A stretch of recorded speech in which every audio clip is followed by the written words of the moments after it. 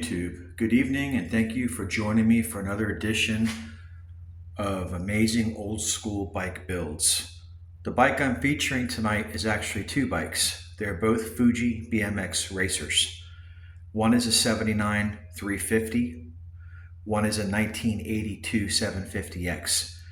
I'm going to give you guys a nice description of each of these bikes and explain to you what differentiates these bikes from each other and how they compared in the scheme of BMX racing in the boom of the late 1970, early 80 era when Fuji decided to get on the bandwagon and make some money. So let's take a look at these two badass BMX bikes. All right, YouTube. First is the 1983. I was mistaken. This is an 82, 83. We're still not quite sure. Could be a late 82 750X. Now the 750X replaced the Featherlight series, and the Featherlight series were Fuji's very high-end racers. Those are the bikes that came with full 4130 chromoly frames and very high-end Shimano, Suntour, and SR components. This particular bike is pretty much all original. It's got a set of really nice blue anodized Array 7A front and rear wheels. Has a really nice SR stem and a set of very hard to find Brian's Inc. Rough Rider V-bars.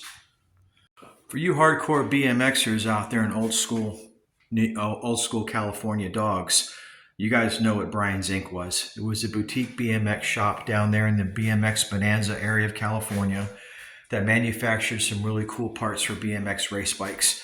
They were noted for creating really unique types of BMX handlebars. They made an X bar, they made a V bar. These happened to be the Brian X V bars, and although the old label is faded, it is original.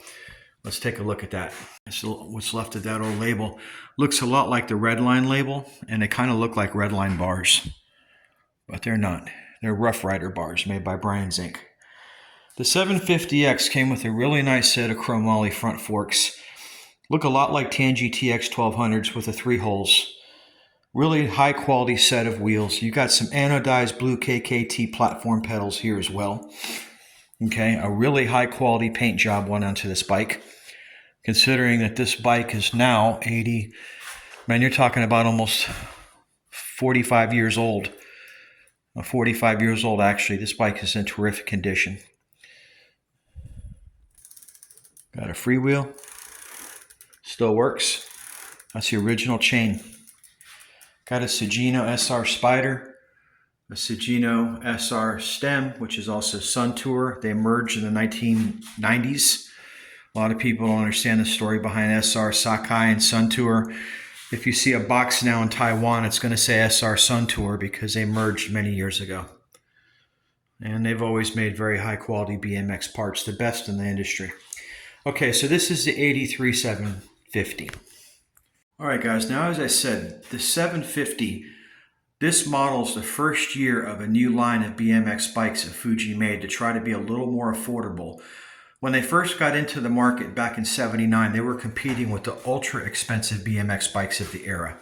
Their market share was not going after the Mongoose kids, the Huffy kids, and the Schwinn kids. No, they were going after the Redline kids, the Patterson kids, the GT kids, the Greg Hill kids. The kids who had the extra money, whose parents did really good to pay that bank for a really high-end, lightweight race bike. That was the market they were competing at. They realized that it was just very competitive. The sport was transitioning really quick into freestyle around '83. They decided to get out of the really high-end $500 plus bike market and start focusing on the under $400 market, which is what introduced the 750X.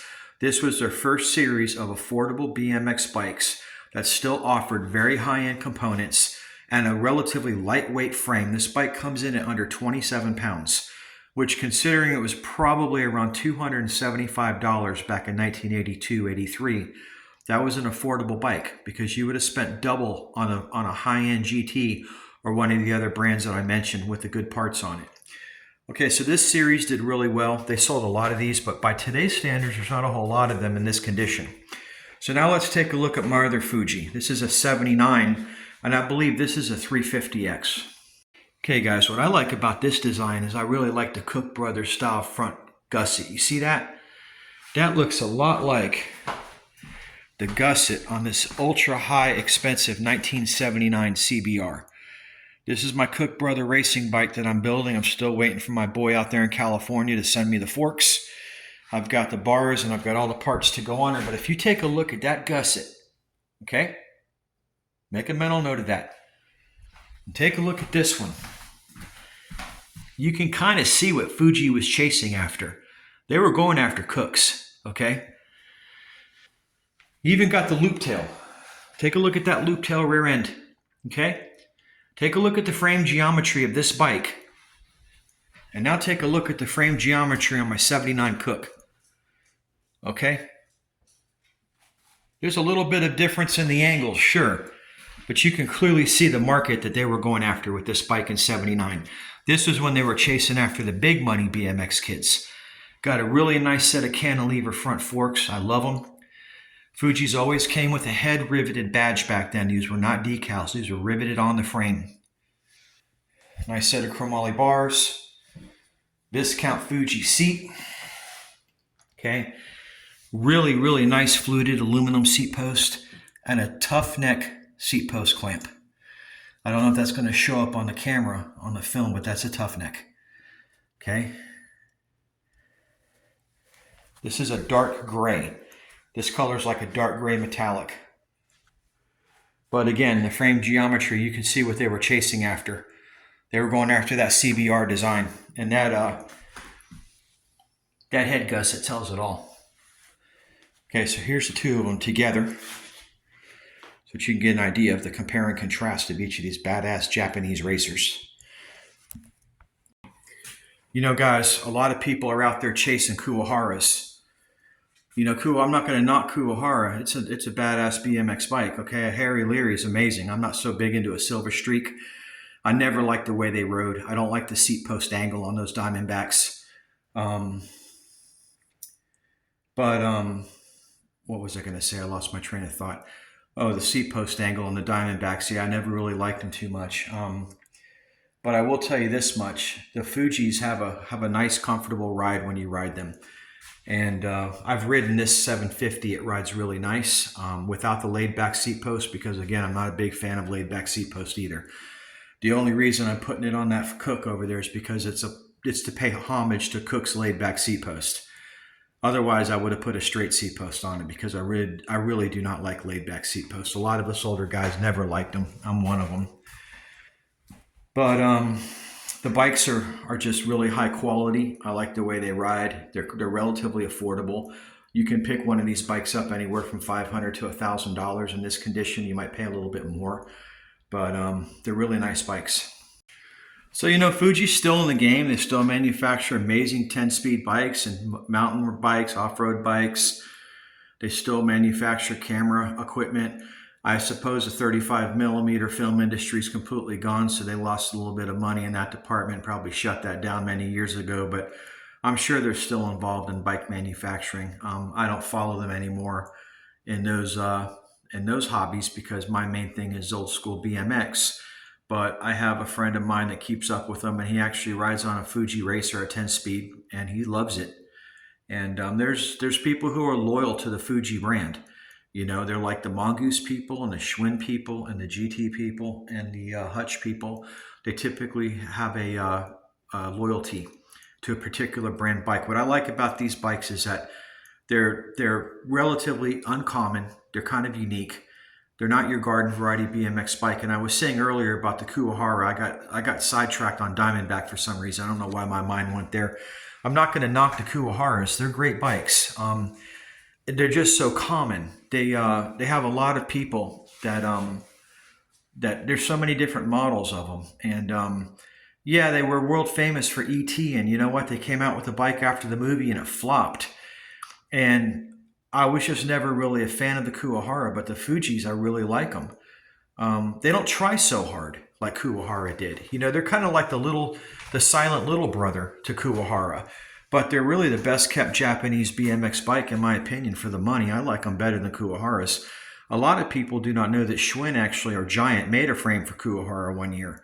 That was the 83 Predator frame with one oval tube, not the bi-tube, but the single oval tube. Kuwahara used that on some of their bikes. They went to manufacturers to try to get bikes to meet the demand, because people really wanted those Kuwaharas after ET. But I didn't know anybody who rode around on Kuwaharas growing up in Miami. I mostly knew Mongoose and Redline kids and Huffy kids because, like I said, we were broke growing up.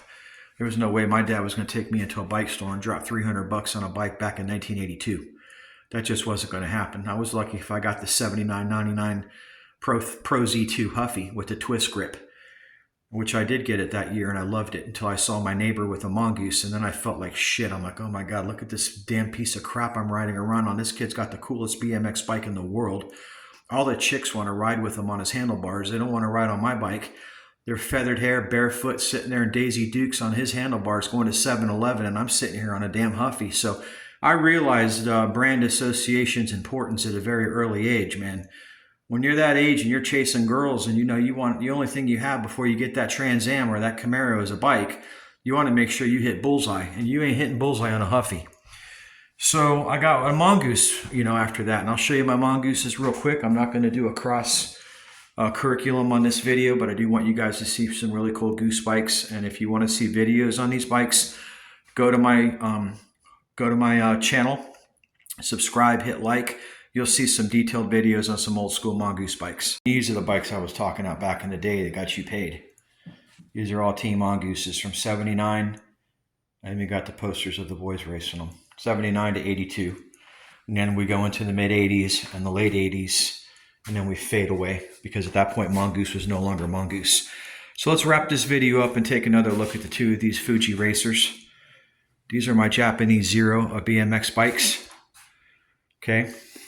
They're basically no frills, no fluff, just business. That's what the Japanese make. They've always been known for their amazing engineering like the Germans. And it's just no frills, all business type of engineering. And that's pretty much what you see. Now, this does pay tribute a little bit to the feather frame.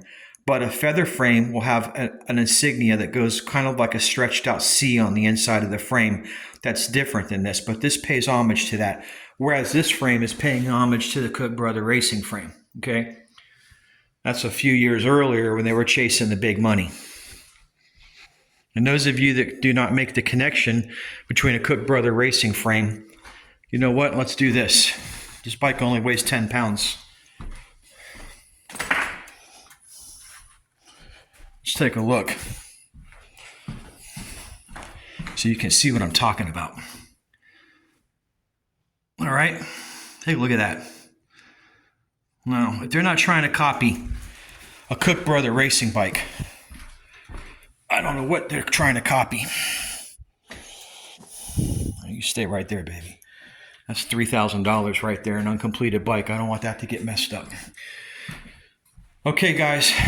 Take another quick look at this 1979 racer with the cantilever front forks, which I just love. And then we've got the more streamlined 750X racer with the blue arrays. And I do believe this one has a 4130 chromoly frame. That's soft.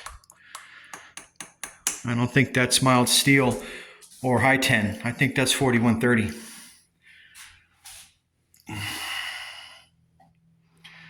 And little brother.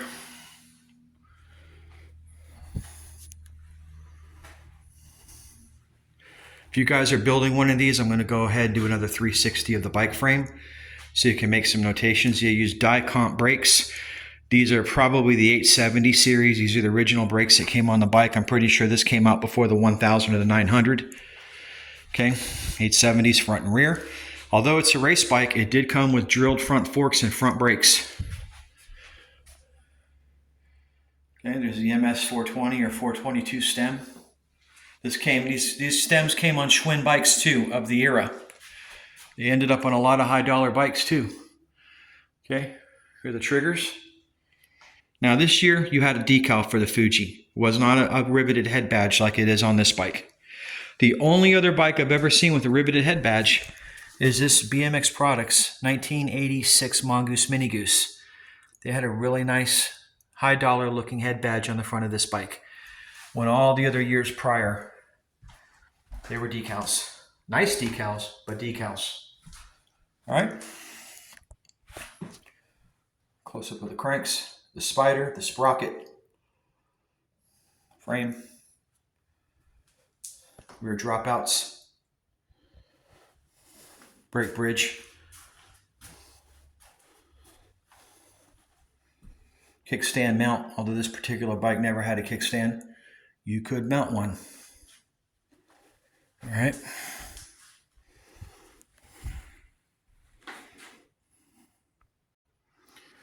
Okay, folks, so that's going to wrap up this video on the 1979 and 1982/83 Fuji BMX bikes. These are the only two import bikes from Japan that I have in my collection, except that pink Hutch Trickstar, which I've said in a prior video. That one has a baseball symbol, and although it's an 84, it was made in Japan. But don't be fooled, that's a high quality frame, and that's made to the same specifications as the American-made bikes. I don't care if Thruster made them or Hutch made them or whoever they subcontracted their frames out to. Remember, there was an explosion of BMX in this era. None of the manufacturers could keep up with demand. They basically were all just startup companies. That was big in the 80s, is forming a startup. You would form the business, get the business going, and then sell it to a conglomerate who could take it to the finish, to the end zone. That's really what a lot of these guys did. You had an in-house welding team that could put together a few hundred frames a month at best. And then when the demand exploded, they got approached by the big boys and said, okay, we'll sell. They had the capability in Taiwan to manufacture. You know, I'm not going to knock Taiwanese manufacturing. We were talking about these bikes being made in Japan. I want you to watch a video of Japanese workers at the bicycle factory and see how happy they are. Then I want you to watch a video of the Taiwanese workers. They look like they work in a slaughterhouse. These people are sad and depressed, and they have no spring in their step. They look like they hate what they're doing. The lady sits there throwing spokes through the hub. She's got the most dreary look on her face. The guy that sits there putting on the accessories on the bike doesn't look like he enjoys what he's doing. You could just see their heart's not in the work. I don't even want to know who welds these bikes because the guy looks like someone shot his dog. So my point is, you know, I don't want to buy Taiwanese bikes in this day and age. However, back in the 1980s, they were quality. Dodson was one of the best Taiwanese manufacturers that made some kick-ass frames. They picked up some overburden for CW. They picked up some performers for GT.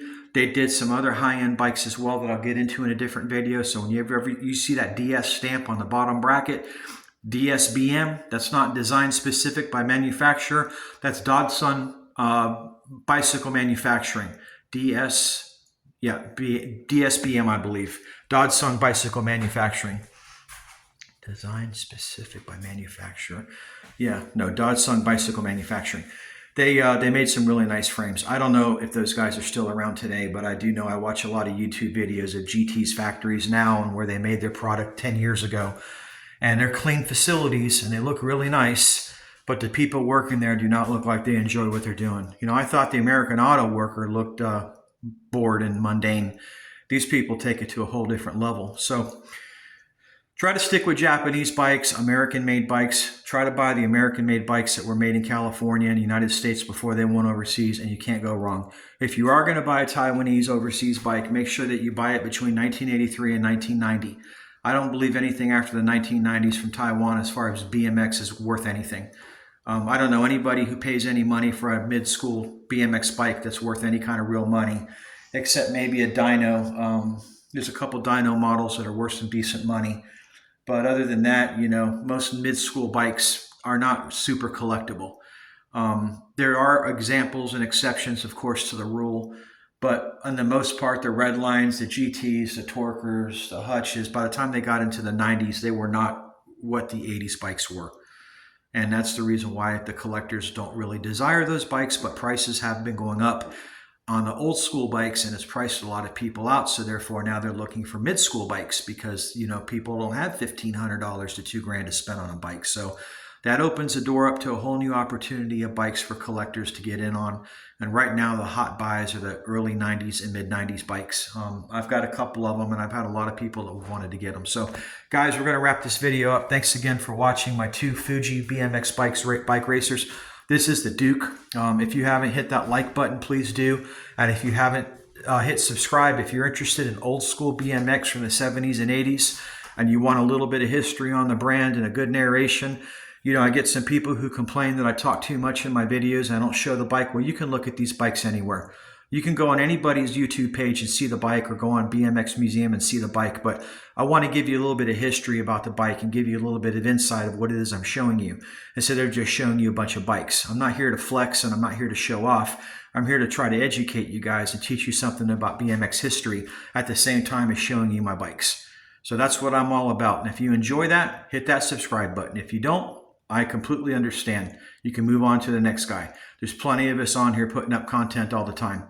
My goal is not to get money off of YouTube. It's just to share my bikes and my history of owning these bikes and the history of what went into these bikes by the people who made them. Okay? That's what I'm all about. So thanks for watching. Your time is valuable and I appreciate it. This is the Duke, and until next time, stay rad.